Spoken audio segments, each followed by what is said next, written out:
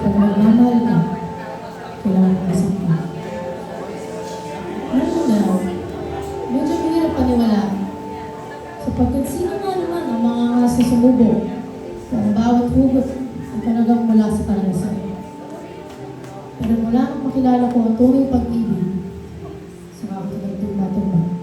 Totoo nga, na kapag nagmamahal ka, kailangan mong masaktan. Kailangan mong masugatan. Kailangan kang hampasin.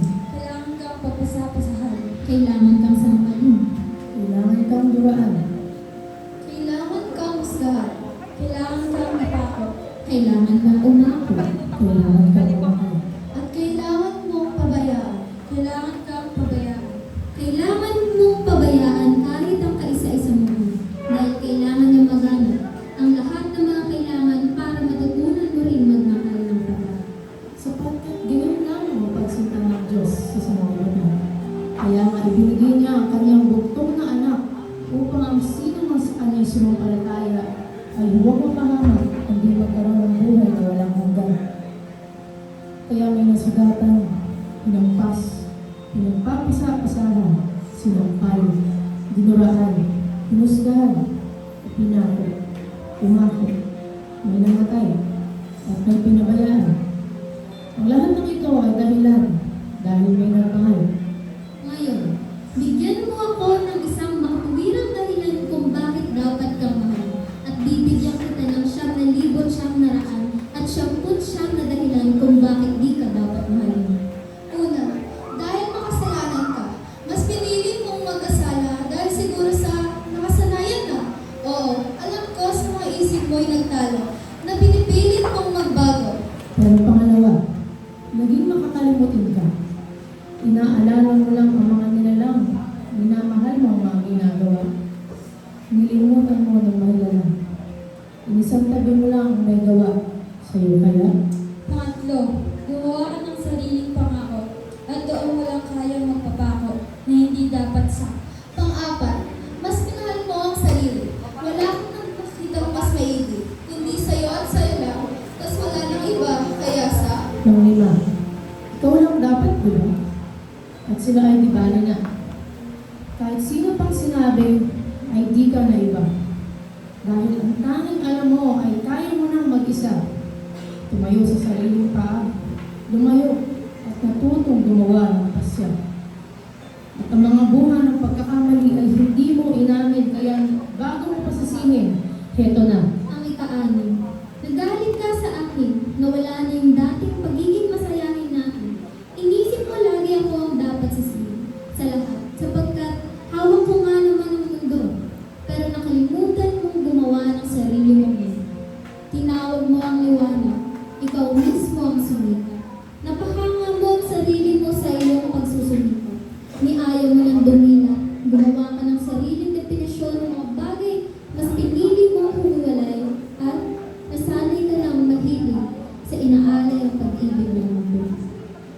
Nabumago sa definisyon ng pag-ibig na ipinamulot ko sa iyo, ang ikinagulat ito. Ikapito, mas pinili mo ang mundo, ang rikit ng sanlibutan kapagpahalina sa iyo, na ito ang kaya niyang ibigay sa iyo. At ito ang kaya mong ibigay para sa iyo. Ang yaman ang kayang ibigay ng sanlibutan, kasikatan, kaalyawan, kasiyahan, kasaganaan, ang luho na kayang ibigay ng mundo para sa iyo, samantalang akin ay mga tiisin sa mga hirap at pagbabasa, na ang kapalit ay ang buong kalwalatian ng langit. Pero bakit mas pinili natin laging magpaakit sa mundo? Kung ang kaya nitong ibigay ay magsisilbing lamang anino sa rikit ng liwanag ko. At ang koronang kayang ibigay ng sanlibutan ay hindi maitatapat sa koronang ibinigay ko na may kasamang anak. Ang ginto na kayang ibigay sa iyo ng mundo ay hindi kayang tubasan ang natatanging halaga mo. Kaya may dugo na nabubuo at nabuo ang relasyon nating nawasak upang ang makasalanan ay maging karapat-dapat sa Kanya. Kahit wala kang pera ay mahalaga ang Kung ano, maalala mo lang ako kapag may sakit ka o di ka igipit ka. Ginawa ko kung minsan upang mapalapit ka. Kahit naiinis ka na, pero nakakamiss yung mga panahon problematic at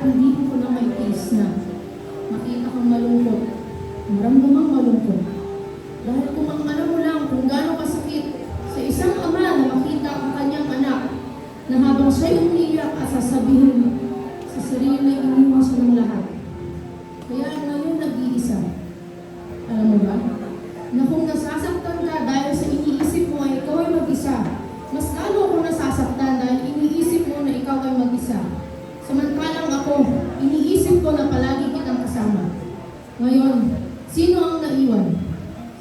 Sino ang naiwan? Sino ang pabaya at sino ang pinabayaan? Pangsiyam, pinatawad ko ang lahat ng kasalanan.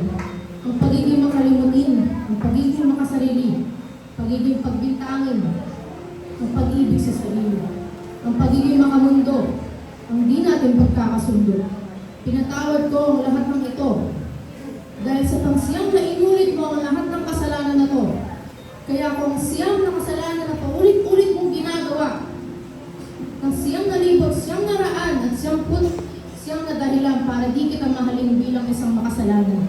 Pero ito ang natitirang isang dahilan kung bakit dapat kang mahalin. At wala silang katangian ang makikitang dahilan para ikaw ay mahalin, kundi nasa Kanya. Dahil nagmamahal siya na walang kung ano-anong rason at anumang kondisyon. Nagmamahal siya dahil sa nagmamahal siya, hindi dahil sa karapat-dapat ka, kundi dahil sa magpapatawad siya. Hindi sa iyong magagawa, kundi dahil lang sa biyaya. Hindi dahil sa marunong ka, kundi dahil sa tumulong ka. Hindi sa kaibig-ibig ka, kundi dahil sa umiibig siya, nang walang pamantayan. Walang kondisyon, walang pinagbabatayan. Walang kung anong rason, walang sukat na hangganan. Yung walang limitasyon. Iniibig ka ng Diyos Ama dahil iniisip niya na kung magkakaroon ng pamantayan ng pag-ibig sa tao, walang sino man sa atin ang karapat-dapat nito. Kaya narito ang mensahe at tapat ang nagpasabi. Mahal ka ng Diyos. Oo, ikaw. Huwag kang tumingin sa iba sapagkat ito, mahal kita. Hindi kayang iparanas ng iba. Mahal kita na hindi bumubulag ng mata. Mahal kita na hindi pinapatunayan ng salita. Mahal kita na pinapatunayan nila ng gawa. Mahal kita na hindi tumitingin sa kaanyuan. Mahal kita na kakabul-habulin kita kahit pilitin mo akong layuan. Mahal kita na may kasamang pangako. Ito, mahal kita sa krus ng Kalbaryo na may nagpapako. Mahal kita na matagal mo nang hinahanap sa kanila. Ito, mahal kita na hindi iiwanan ng mag-isa. Mahal kita na uulit-ulitin ko sabihin sa iyo kahit ipagtabuyan mo na. Mahal kita na hindi magsasawa sa iyo. Mahal kita na matagal-tagal na rin pinangarap mo. Mahal kita na matagal na rin hinahanap sa iyo.